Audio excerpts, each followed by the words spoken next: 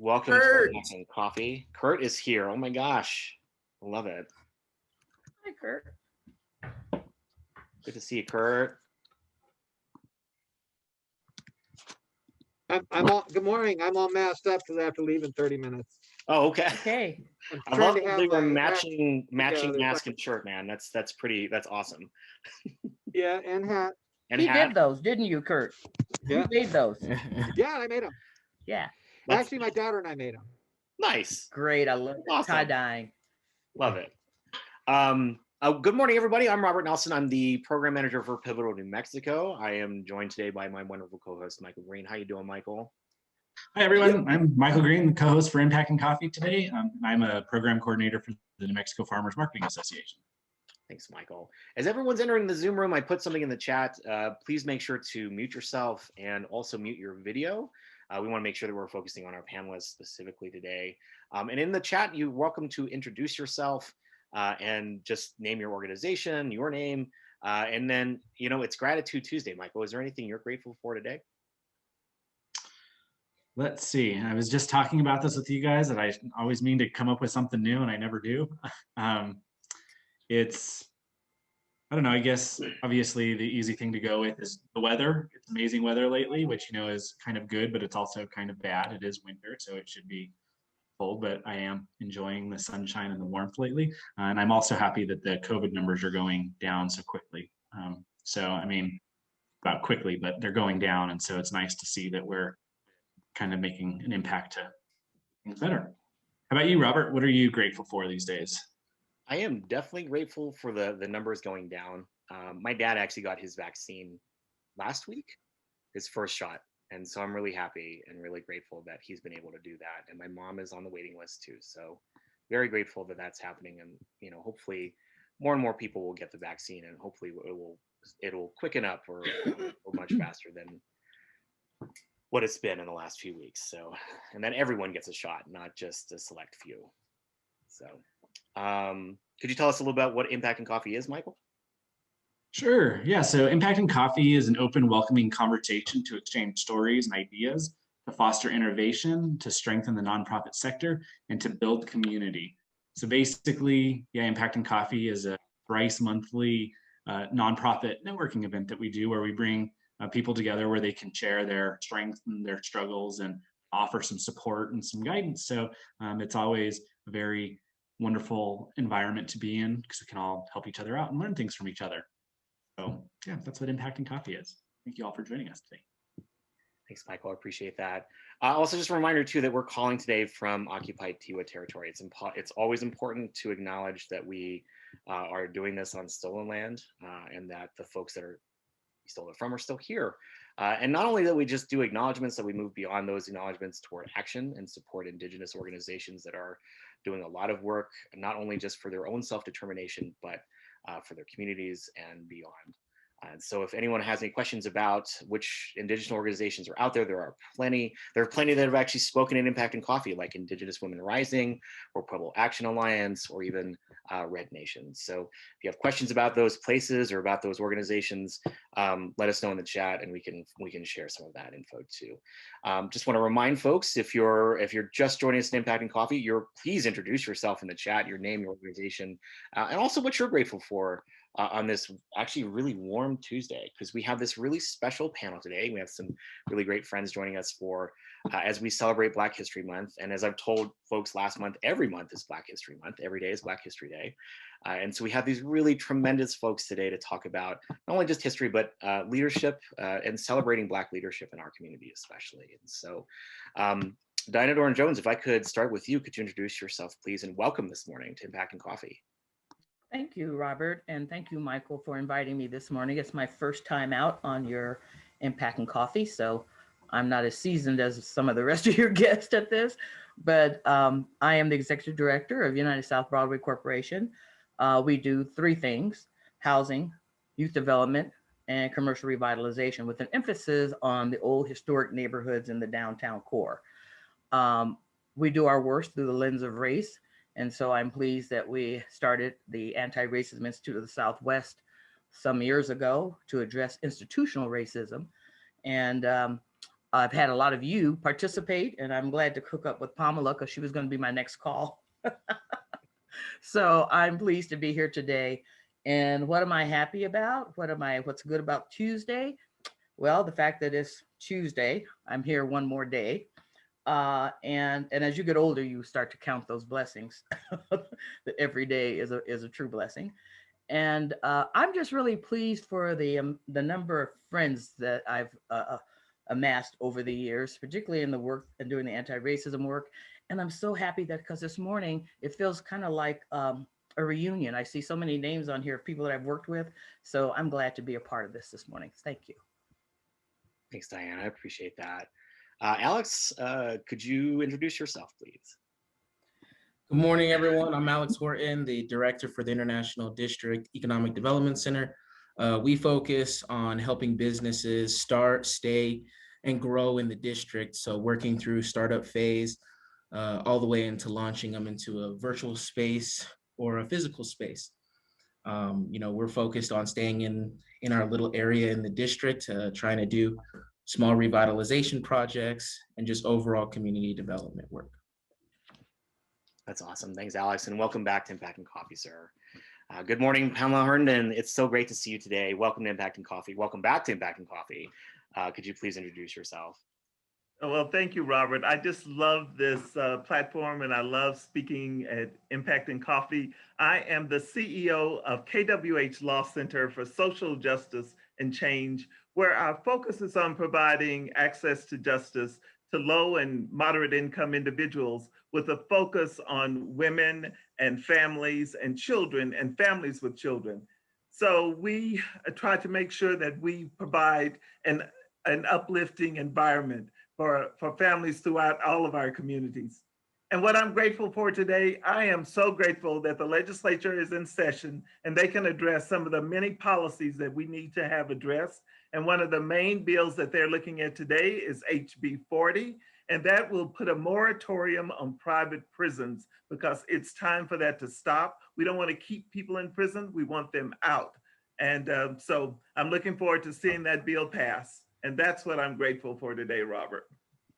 That's awesome. Thanks for lifting up that bill. And yes, please call your legislators to support the passing of that bill. It's about time that we started sunsetting private prisons in our state. We're wasting billions of dollars, and we are just continuing our school to prison pipeline here, which is unbelievable, which is a racial issue in our state. So we're going to dive right into questions. So this is a pandemic question. We started out like a lot of our pandemic, our series, Nonprofit in the time of COVID, with this question. So the pandemic has only exacerbated existing inequities in our communities. We know they've all been going on. The housing crisis has been going on before the pandemic.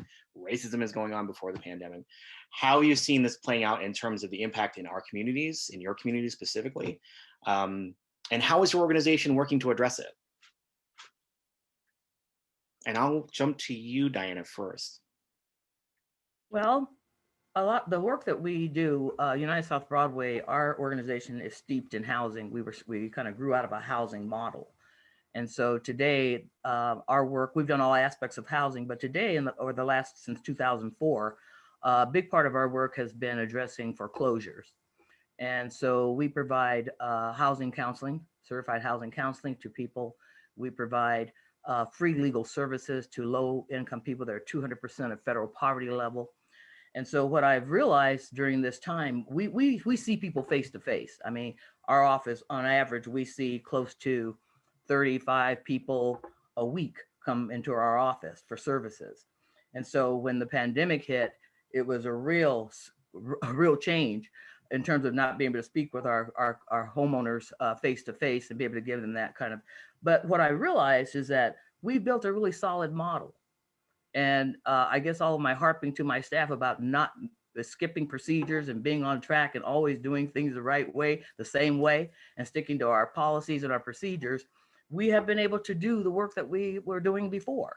Now we do it outside. We have attorneys that are meeting people in parking lots and getting signatures, but because we really don't have access to our office on a regular basis. It's because our office is closed to the public. We are at the John Marshall Multi-Service Center in South Broadway. So our office is closed to the public, but our staff goes in, we go in every day and work. It's a pretty good space. So we have social distancing and we kind of work on a skeleton crew. What I do know is that we've had to address our social media presence because that's really important now. So we've gone back and taken a look at that because people are now connecting with us through that manner. You can actually make your application through our website and that kind of thing, and leave us messages, and we always get back within 24 hours to everyone that calls us for help. Because if you're losing your home, you want to talk to somebody. You want to talk to somebody very quickly. And so 24 hours probably seems like a long time, but that's we commit to that, and we've not missed it yet. So I guess the part that's difficult, I think, for us in these times is that so much is going on in this world, and people like us tend to gather together in person to build strategy, to organize ourselves around these issues, and that's been a big challenge. Thank goodness we've all become more adept at using Zoom, because quite frankly, if someone else said earlier, you really can reach a lot more people, in a Zoom, and a more diverse group of people often, because they don't have to travel to meet with you. So you can talk to people in all parts of the state. So we're using that as a big, big piece. I guess that's really, I'm concerned about the lack of what Pamelya was talking about, the prison pipeline that we have. 1 out of 3 babies, Black babies that are born in America are slated for prison. There's about 4 million incarcerated people in the United States, and about a third of those are African American people Black. And so that's quite concerning to me. I also, because we deal with foreclosure, I'm always concerned about the wealth gap, because I believe there's 2 ways to bring people out of poverty, and that's education and home ownership, and for all the obvious reasons. And so when people are losing that real important asset, which is what in New Mexico, we have more low-income homeowners per capita than any other state in the country. So when someone loses their home in New Mexico, they go deeper and deeper into poverty. And so I'm worried about that, because while in some ways African Americans and people of color have made some strides in the political field, we just haven't seemed to make up for that wealth gap.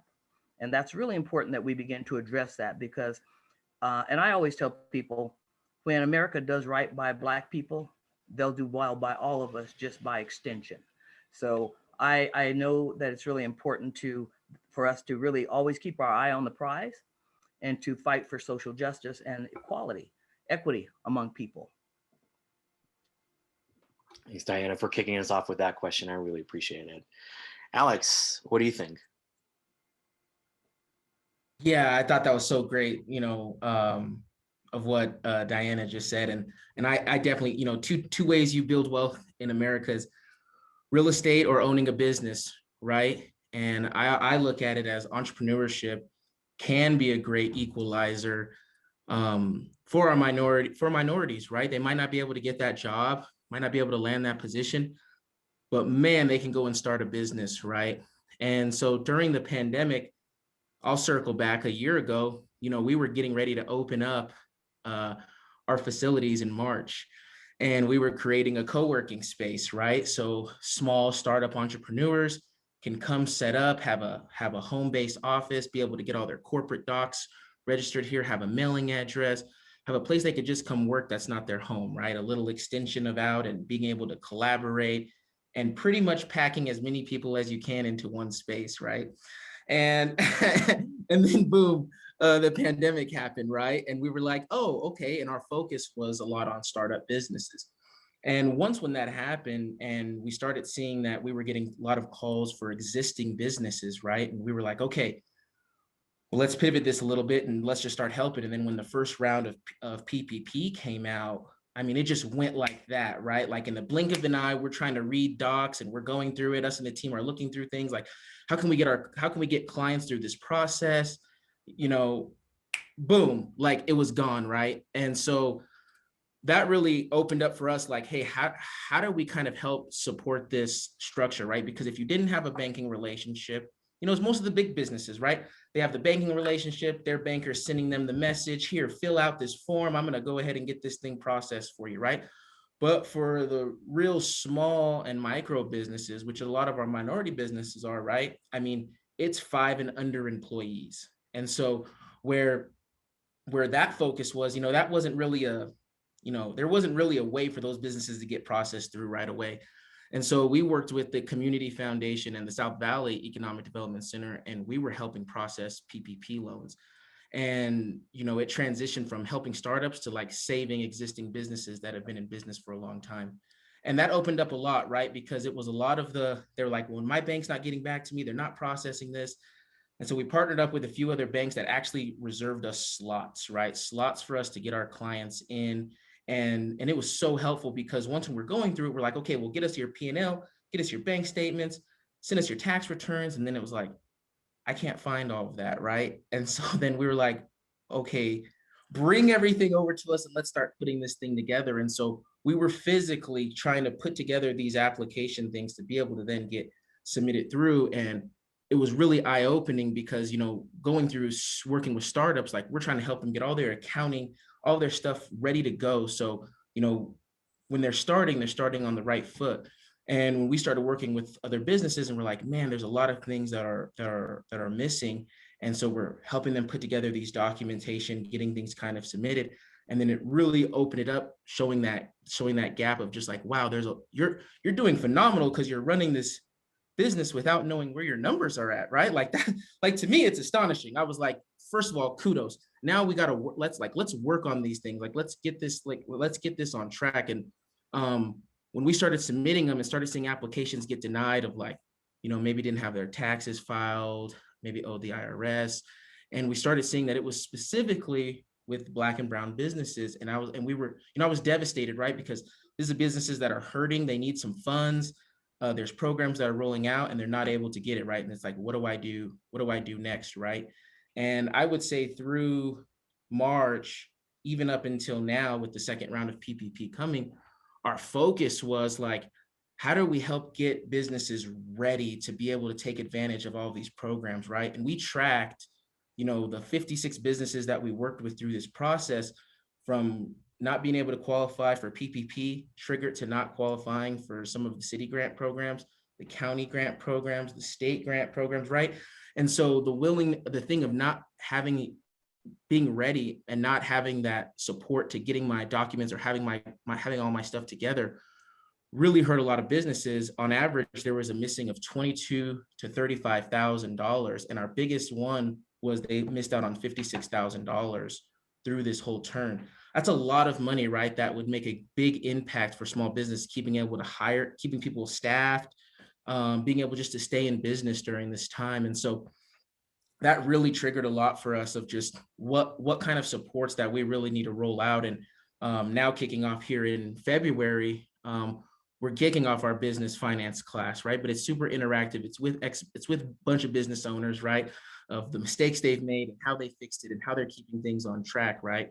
And we just want our businesses to be ready at the end of the day, right? There's still going to be tons of more money coming out. We don't want them to get discouraged. And I've seen it, when you get that denial, you're devastated because you're already thinking that money's spent, right? Oh, I'm qualifying for a $20,000 PPP loan. That money's spent, right? And it's like, I didn't qualify for XYZ, right? And it put us in a space where we're like, how do we help this side of things? And that's where we've really been focused on through this whole time, like sending clients to Dream Spring, getting qualified. They were a great partner in it. Washington Federal and US Eagle. I mean, they really supported us, sending clients there, taking the extra time to review the docs. Hey, we're missing this. Can you help get this? And for clients that didn't have that banking relationship, right? And so there was a lot of things that triggered.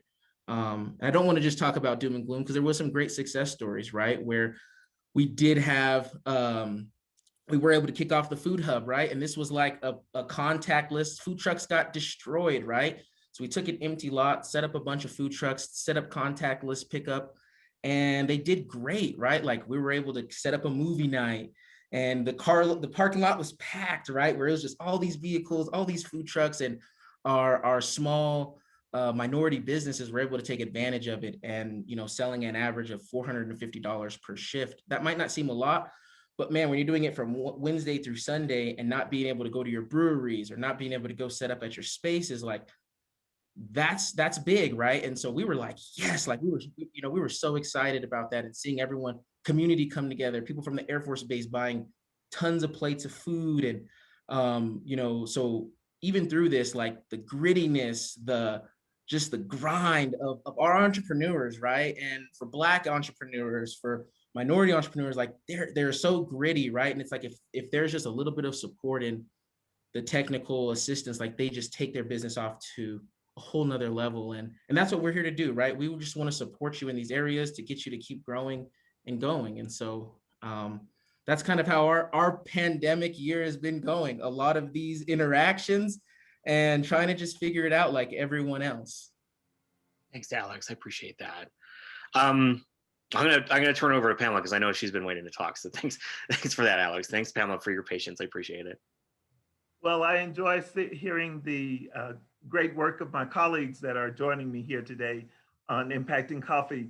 But in terms of what we've been looking at and what has been exacerbated is the real need for paid sick leave in our community or paid family leave. There have been so many times that we saw people who are in industries working in the restaurant industry, maybe they were in childcare, maybe they were working in movie theaters, they lost their jobs and they had no source of income. So then what came next? The next thing that happened is they couldn't pay their rent. So Diana talked about mortgages, but I want to talk about rent. The people who are renting their homes and they couldn't pay their rent at all. What were they going to do? And what about that stress that was on them? Well, what we did see was we saw the government say, oh, well, we have money available for you to help you with your rent. But there were so many obstacles, so many barriers to getting that rent money that it was almost like it wasn't there. So then what we did at KWH Law Center is we went out and we got private funding. We begged people to come give us some additional funding so that we can help people right now. We could write a check in one day that it was taking 30 days for the governmental entities to write a check. And can you imagine what you're feeling, not knowing from day to day whether or not you were going to have a home to live in? The good thing is that our Supreme Court stepped up, all of our courts stepped up, and they said, you know what, we will have those eviction hearings for people who can't pay, but we will not enforce them. You will not be kicked out of your homes. And that was the really most encouraging thing that we could hear that was going on. So we were able to help pay for people to stay in their homes, lift that burden for knowing that they didn't have to be evicted from their homes once that eviction stay was lifted. And they also didn't have to jump through hoops to get funding. The problem is that private funding falls out. It ends, but there's that governmental funding that's still there with all those barriers in place. And so I would just say that one of the things I would like to see happen is the people who are in charge of that money that's available for helping people in these times to remove some of those barriers. You can make decisions without all of those things that are being placed before people in order to help make sure that their families are safe and well taken care of. So there's only one other item that I want to say that I would like to see addressed in this period. You know, we talked about these tiny homes that need to be built. And so in the city of Albuquerque, there's this discussion about having them placed in various locations around Albuquerque, going up and down Mountain Road near 6th and 5th Street and seeing so many homeless people living in tents. It's cold weather. And then also the fact that we're in the middle of a pandemic, people need to be protected. So what we're doing is we are advocating strongly for those tiny homes, if nothing else, so people can get off the streets and they can be in homes and they can be taken care of. So that's my story today, Robert, and I'm waiting for your next question. Love it. You mentioned renters' rights. So we've mentioned here in this space that HB 111 is actually hitting House Judiciary this week sometime, either Wednesday or Friday. House Bill 111 is strengthening tenants' rights in New Mexico. As you know, like Diana, you probably know this too. When somebody gets an eviction notice, they have 72 hours to get the money. Like I've never been able to understand like how you can get a full month's rent in 72 hours. It's unfeasible. So this bill would also strengthen, not only strengthen tenants' rights by expanding the time limit by which you can get funding. I think to 24 days, and I think there's more of a maximum there. But also create a housing council, which hopefully will have tenant representation amongst the housing agencies and coordinating agencies too. So. If you're interested, check out the Renters Coalition of Albuquerque. They have more information there. But and also housing is, as Diana mentioned, is a racial issue. A lot of folks who rent are people of color, and a lot of housing discrimination amongst renters of color has to account for a lot of housing discrimination, especially. And so it's not geared towards people of color at all. You know, Robert, the other thing that's going on right now around that is that the cost of rental is escalating like crazy as people are being pushed out of housing for all these reasons. Because, I mean, let's face it, we don't have, the income is so unstable in New Mexico that one little blip on the screen causes people to go swirl right out down into deeper poverty. And so these stays that they're putting on rental, I mean, people need money. You got to pay the landlord's got to be paid. I don't know how. I know I've worked around some of the civil legal service organizations that have been working on the rental HB 111. Is it? They are. I worked on the Home Loan Protection Act in New Mexico, and let me tell you, the lobbyists that come out to fight this are incredibly strong, and they have a lot of money behind them. So the power of people behind these is critical. So if you can call, write, any legislator you know, that's what you need to do, because it takes the pressure, because they're getting a lot of pressure, the legislature, I'm sure, from all these high, there's all realtors associations and others that are probably going to come up against this. I mean, it took us 5 years to get the New Mexico Home Loan Protection Act in place, because it's a consumer issue, and you're usually fighting for consumer issues for poor people, people of color, and it's an uphill fight, but it's got to start somewhere. And in terms of foreclosure, we're working with Senator Duhigg and 4 other senators, and I'll be on a call with them when I finish here, because we're working on a foreclosure moratorium, because mortgage lenders have given everybody these forbearances. Well, forbearance doesn't mean it's forgiven. So we're expecting us to be at the same rates that we were when the housing crisis hit, is where we're going to end up in our state. So you can see that people are fighting for shelter, and it doesn't matter to me. Shelter is shelter, and it's so important. And Pamela, I think when you talk about the tiny homes, I'm a strong supporter of that. But when I talk to a lot of the homeless people that you see, because they're walking around my neighborhood, and as well in South Broadway, we're a downtown neighborhood, and they come by and they want some water and that kind of stuff. So you have a chance to engage with these folks, and these are regular folks. They're just hard on their luck in many cases. Homelessness looks different than it used to look years ago. I've had people say, well, look, they drove up to John Marshall and they got a brand new car outside. I said, do you know that car is probably their shelter? That car is something they've been able to keep to use for another purpose now. So we want to help them keep that car, because they're probably sleeping on 9 Mile Hill every night in that vehicle. So shelter is important, and it's a human right, in my opinion. Zoning codes is what is addressing these issues around where they're placed. Because we have a new zoning code, and I don't know, Robert, whether that new zoning code addresses tiny homes. The only thing that I say about tiny homes, they have them all over Europe. And one thing you have to put in there that gives people dignity is a bathroom.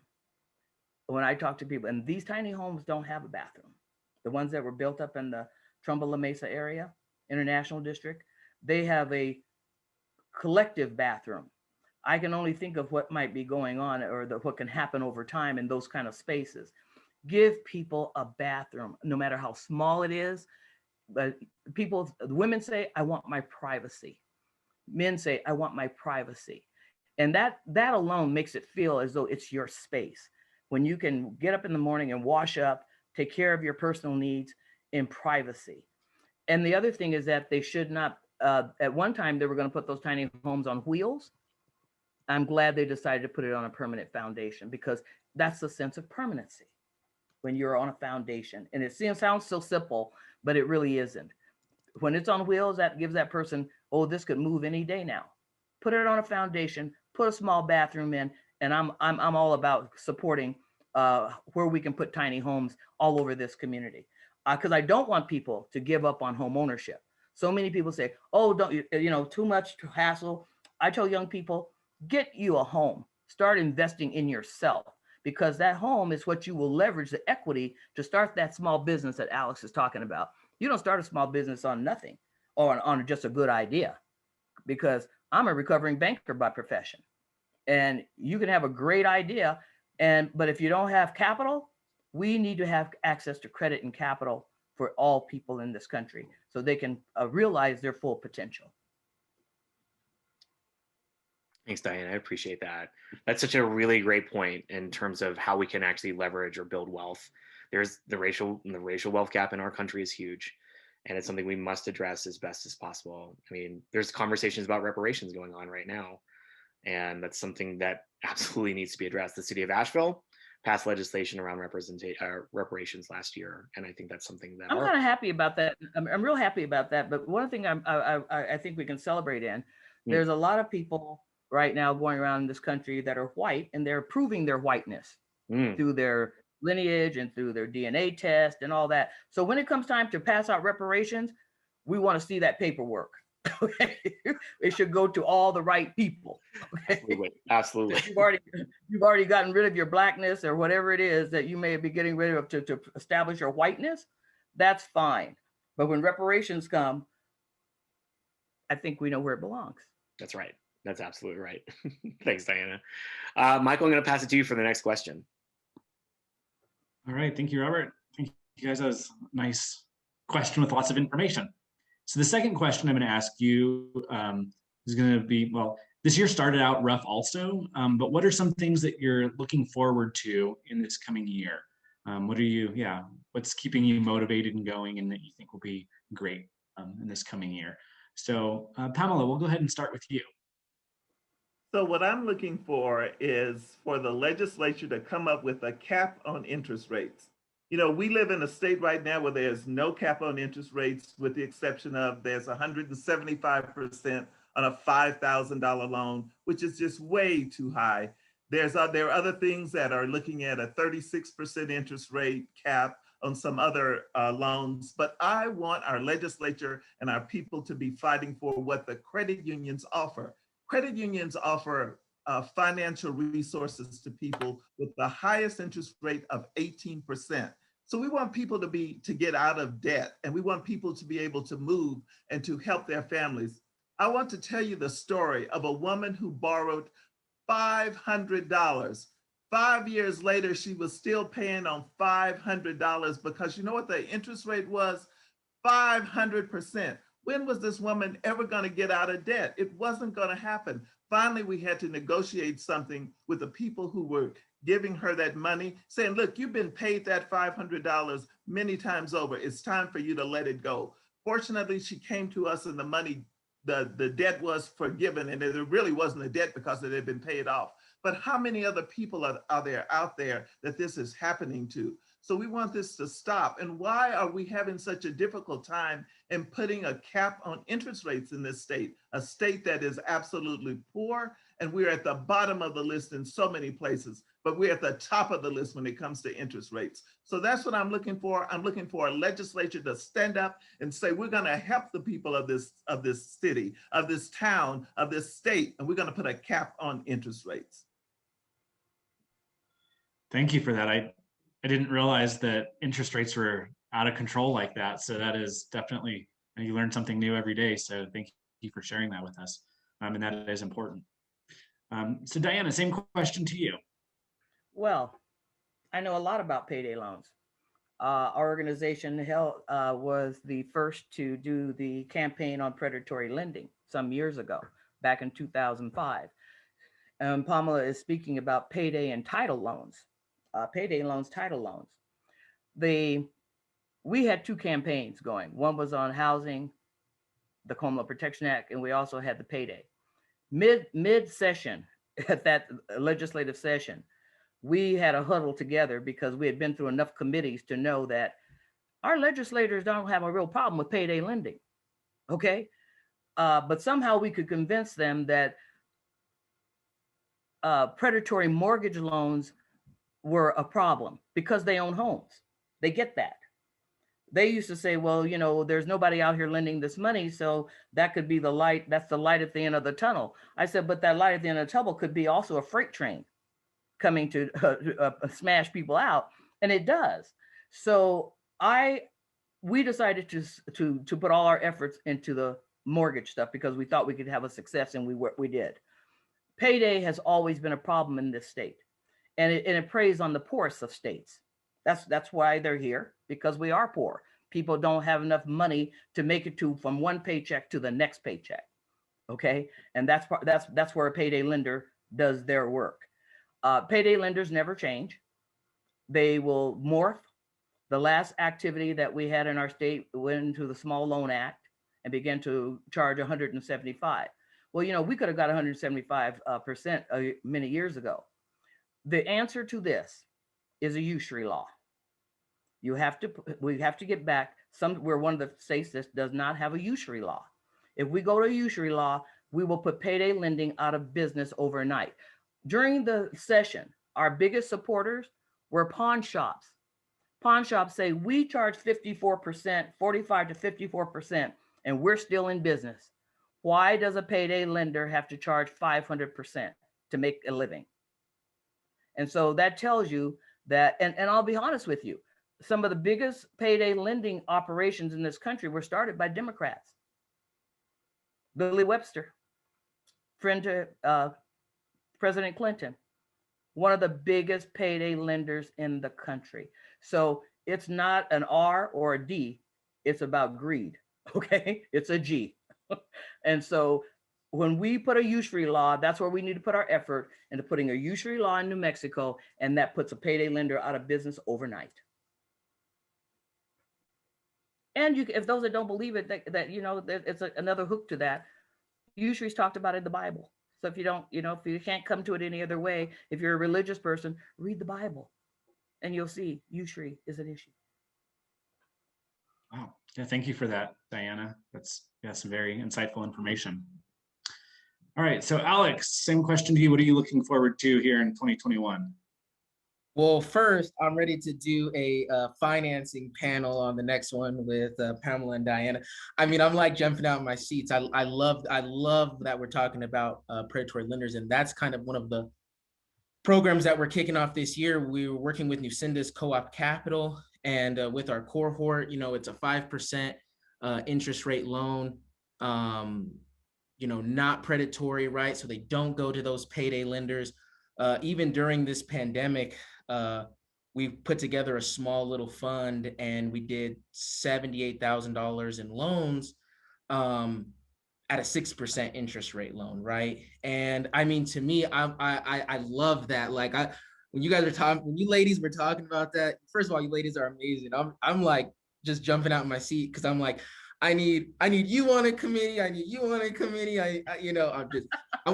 We're going to go do this conversation, but no, really, I think that's so huge, and it's plagued our communities, right? Because a lot of those are located. I mean, you just take our district, and there was, 20 of these on every single corner, right? Same as a smoke shop, same as they're there, right? And they're fast. They'll give you cash next day, right? And you're just wanting the cash, right? And a lot of it is, individuals needing funds, but then also it's essentially refinancing out of their bad loans, right? We took a lady that had $15,000 in loans, right? A very high interest rate, who she wasn't even going to touch the principal for so long. We refinanced it. Her payment was $1,200 a month, and now now turned into $350 a month, right? So it wasn't even giving her money; it was refinancing that out, and now she saved $700 into her budget, right? And she was able to make those payments, but then also able to not take out another loan for the extra money that she was needing to do. So, I'm so excited. Like this was really. I'm so glad that you ladies were touching on it. So that's one thing we're doing. We're doing our business financing class, and We're going to be rolling out some co-op capital with our cohort and trying to continue to grow that. We know that access to capital is huge, especially when trying to start a startup business, right? And it's so risky. Who's even going to fund that? Banks aren't funding startups. You have your Dream Springs, your, the loan funds, but then where's that first place that I'm going to start so I can get all my ducks in a row so I can be bankable, right? So I can be bankable and I'm not continuously coming back to Alex's group or someone else's group to continue to get those same loans. It's like a stepping stone, right? Like, let's get you here and keep you going. Payday loans, they're using it as a line of credit. I'm like, have you ever used a line of credit? And they're like, no, but it's like, you are with this payday loan, right? You're paying it off and then getting it again, paying it off and getting it again. Now, how do we start somewhere to where you can then do that with a credit union, right? You could do that with your bank. How long is it going to take for us to get you to that point? And wow, yeah, I'm really excited, and I'm super excited about kicking this off. Our first classes are going to be on the end of February, and we already have the cohort filled with 12 people, so 12 businesses. So we're super excited to kind of get that launched and get it going. And I'd love to have a conversation with you ladies offline about this. So thank you. Nice, thank you, Alex. Congratulations on having a cohort of 12. That's exciting work. I'm going to pass it back over to Robert, who is going to ask you all the next question. Absolutely. So it's we're at 9:42. I really appreciate everyone's stories, everyone's input today. To get to networking, we just want to ask this last question, which was this is what we always ask our panelists. But what can our community do for y'all today? And just thinking about anything that's pertinent in the organization, any events that are happening, any initiatives that you're working on that we can support. Let us know. Diana, I'm gonna head to you first. Well, I think since the legislature is in session, I think we should look at those pieces of legislation that will help low-income people move one more step out of poverty. That will make life a little easier and more accessible, the resources in this community more accessible to everyone. So I would suggest that it's kind of like, I was looking at some stuff on John Lewis the other day, and because, we did a thing on the Voting Rights Act, Robert, and he kind of made a comment about it's time to not just sit still, but to get up and get active, get on your feet and do something. It doesn't take much to make a phone call. And usually if a legislator gets 7 to 10 calls on one issue, they perk up about it. So it doesn't matter if it's your district or not, or if it's your legislator, get on the phone and call people and tell them what we want to see as legislators. After all, they work for us. And that's the important thing. They come and ask for our vote, we give it to them. They're working on our behalf and not going to legislature working on their own behalf, okay? That we hold their feet to the fire around some of these issues because New Mexico is a poor state. So I think we have to be active, get up and get active about things. I would also say that to support groups like Alex's group, young people that are trying to get in business, I'm already ready to do some stuff. And I know Pamelya probably is too, because so she can offer to this effort. So I think when we see some, and this goes back to John Lewis, if we see something that doesn't look right, something that doesn't feel right, something that's unjust, then we need to get up and get into the mode of interrupting that behavior. And there's a number of ways in which to do that. And I think there's a lot of skill levels out there, but to be contemplative, to think about what can I bring to this effort that'll make a change for people, and then to try to work collaboratively. I know I've been trying to work a lot more collaboratively with other groups, and I tend to be able to do that through the anti-racism work, because that hits everybody's work. Everybody is addressing those issues. And so try to join something. I ask white people to make this their business of ending institutional racism in this country, because racism, as we know, that was built by white people for white people. And so while people of color need to be there informing, advising, and directing how that work takes place, it's not our sole responsibility.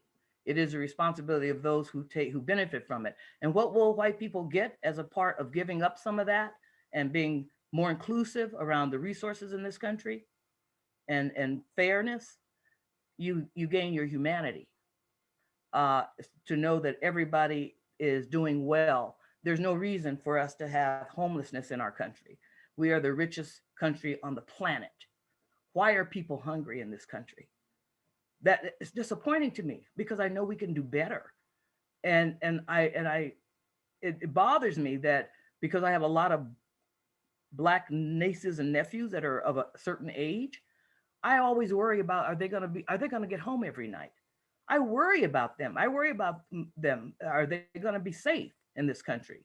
And I no longer feel as safe as I used to in this country because I've had a wake up call. I think maybe all of us have, that we don't have as just a country as we should or as we proclaim we have, that we have to do the work to make it that way. And in the end, we'll all be benefactors of a just society and to be able to live in peace. And that's what's really important to me, that we do that. But then just one other thing I want to just comment on Alex real quickly. Alex, in your classes, make sure you stress the importance of your entrepreneurs. Go and open up an account somewhere, a bank account, and then walk across the lobby and shake the hand and introduce yourself to the manager, assistant manager, and say, I have a small account with you. I just want you to know because that makes a difference. Relationships.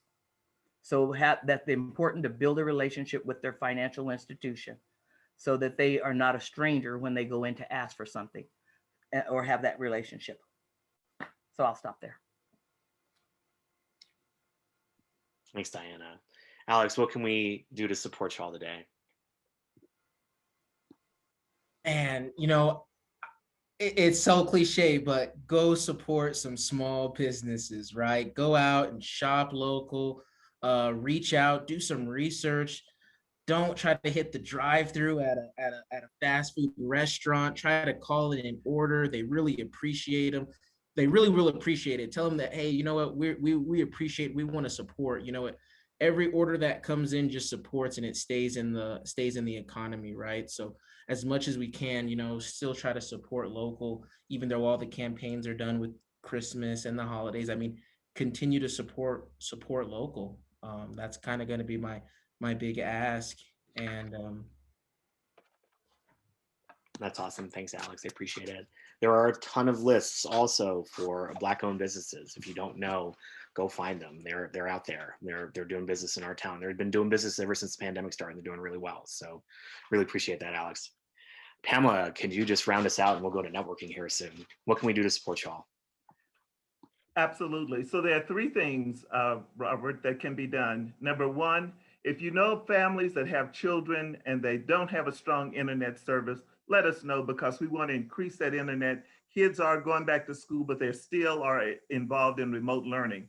And it's important for them to have access to the classroom in a strong internet session. So let us know that. The second thing is that during this pandemic period, we have seen an increase and rise in what's happening with respect to domestic violence because people are sheltered with their abuser.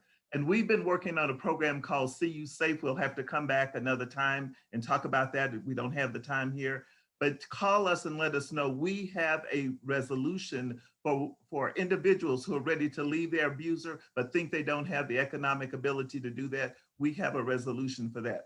And the third thing that I would say is, it's hard in this state to get capacity building grants. And KWH Law Center for Social Justice and Change is a 501c3 nonprofit organization. And we could be even more impactful in the community if we could just get a capacity building grant so we can grow. So I would say to those who can do it, give to our organization so we can continue to help others and grow in the way in which we do. So that's it, Robert. Thanks, Diana, or thanks, Pamela. I appreciate that. Yeah, capacity grants they're hard to come by, and I know just knowing the landscape around the grant writing, grants here, grant funding here, especially in New Mexico and across the national landscape too. What I will say around broadband is there is an FCC funding coming in the form of $250 million. There was a round of $200 million last fall that New Mexico really missed out on. Out of 574 awards, New Mexico only got one. And the surrounding states, Texas, yes, Diana, that face, yes. Texas, Arizona, Colorado, Utah, all got 6 to 7 on average awards for broadband services, for getting kids computers, helping out, subsidizing broadband, internet fees, stuff like that.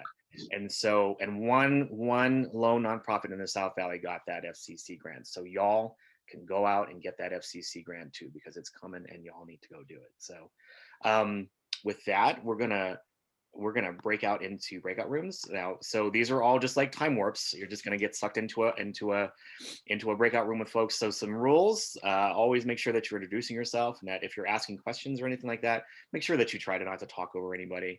But this is just a space for y'all to engage with our panelists this morning and just ask any questions that they might have or you might have, and just learn a little bit more about what's going on in our community. So I'm gonna do this, and we're gonna bring us back around 10 o'clock. So, all right, y'all, ready, set, go. All right, y'all. All right. Thank you so much just for taking some time to get to know each other and doing the networking. Impacting Coffee was built on networking. So we really appreciate that y'all take some time to be in that space to exchange contacts, exchange information and resources. I just want to say a big, huge thank you to Alex, to Pamela, to Diana for joining us this morning and for sharing your stories and sharing so much information today. I know we learned a whole lot, and it's so great to also have you here and to see you. So big shout out to all of our folks who joined us this morning. Thanks for joining us every single week for Impacting Coffee. Well, almost every single week, the first 3 Tuesdays of the month. And lastly, big shout out to our Impacting Coffee team, Michael and Juan and Aaron and Danny. I just want to note too, so 2 opportunities are coming up. We're looking for volunteers for our Impacting Coffee team. If you're interested in volunteering, you can reach out to me or to Michael or to Juan or to Danny, and we'll gladly entertain or just have conversation around what volunteering looks like with the Impacting Coffee team. Last thing too is we have this wonderful capacity building grant. It's for youth. It's called the Next Gen In Award. It's a $1,000 award. I know it's not big, but if you know anyone that is any youth that are looking to support a nonprofit organization through capacity building, please let us know. I can't remember what our general email address is. Michael, is it like impactingcoffee@syncnm.org? I think so. The Next Gen That's a good Award, question. that's a good question. If you're interested in the Next Gen In Award, I think it's nextgenin@syncnm.org. And so or I'll just leave my email in the chat. You can just reach out to me too. So You guys also received the newsletter. There's information for the Next Gen In grant in there and the contact link. So you can find it that way as well. We can direct you there. So, but I just want to say it's been really great today. We have one more Impacting Coffee next Tuesday on the 16th. We're going a little bit different. So we have a special program with like Animal Humane and I think Talking Talent. So we'll just stay tuned for who's going to be on our panel next week. But I hope everyone has a really great Tuesday, rest of your week. Go call your legislators and mail your lights big green. We'll see you next week. Take care. Bye, everyone. Thanks, everyone. Hey, Michael.